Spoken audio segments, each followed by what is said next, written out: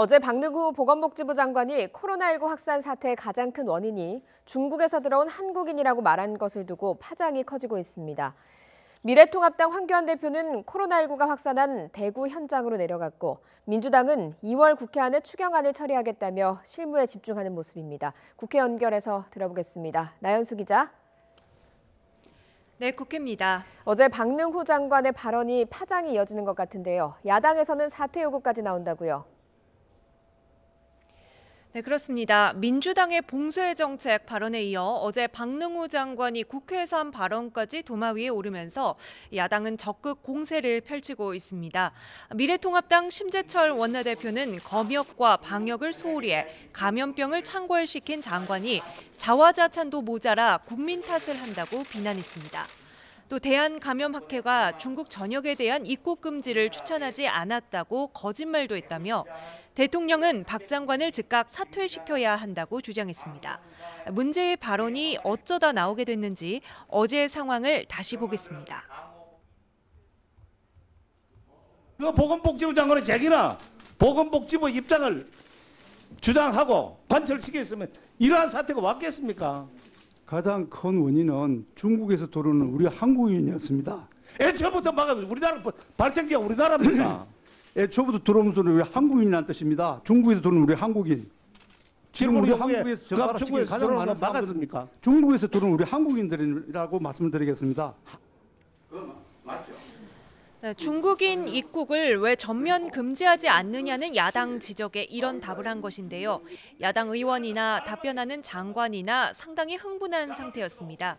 국회 코로나19 대책특별위원장을 맡은 민주당 김진표 의원은 오늘 아침 한 언론과의 라디오 인터뷰에서 박 장관의 표현이 논란이 될 수 있다는 점을 인정하며 더 노력해야 한다면서도 31번 확진자 이후 중국에서 온 사람에 의해 전파된 경우는 없었고 국내 감염 차단이 중요하다는 뜻이라며 그 말은 사실이라고 짚기도 했습니다.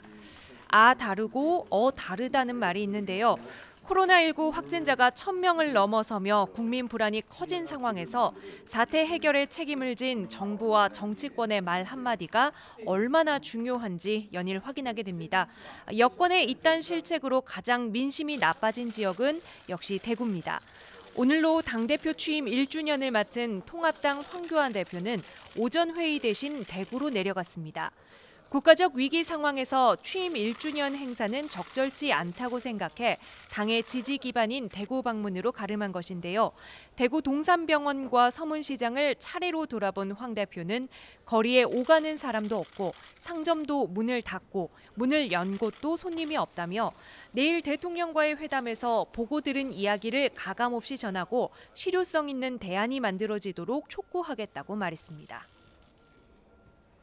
혼란이 더해지면서 여당의 부담이 더 커질 수밖에 없게 됐는데요. 사태 해결을 위한 경제 대책이라든가 추경 논의 진행되고 있습니까? 네, 일단 정부와 여당은 내일 코로나19 극복을 위한 경제 대책을 발표합니다. 민주당 이인영 원내대표는 오늘 회의에서 매우 과감한 조치가 필요하다며 통상적인 수준이 아니라 소비 심리를 단기간에 해결할 가뭄 해갈하듯 강력한 조치를 요청한다고 당부했는데요. 여당 원내대표가 이 정도의 표현을 쓴 만큼 내일 나올 이른바 종합 패키지의 규모와 실효성이 더욱 주목됩니다. 이와 함께 여당은 코로나19 대응을 위한 추가 경정 예산안을 2월 임시국회 안에 처리하겠다는 방침입니다. 조정식 정책위의장은 적어도 다음 주 안에는 추경안이 국회에 제출되게 하고 추경 처리 이전이라도 특별교부금, 예비비 등을 적극 투입하겠다고 밝혔습니다. 규모는 11조 원 이상이 될 가능성이 큽니다. 김진표 특위위원장은 언론 인터뷰에서 메르스 당시 11조 원 규모의 추경을 18일 만에 통과시켰다며 이번에는 그보다 좀 커지지 않을까 생각한다고 말했습니다.